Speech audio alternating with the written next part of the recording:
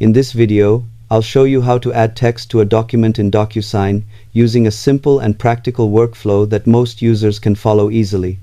After logging in, upload or select your document, then proceed to the editing screen where you can access different field options.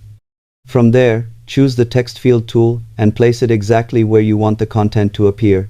You can resize and adjust it to fit your layout, and even customize formatting if needed.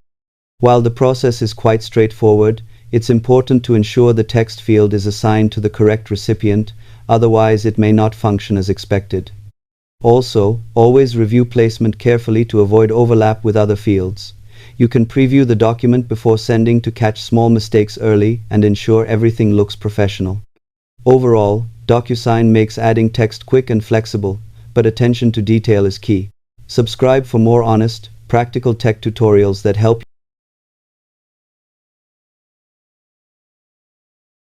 you work faster and smarter.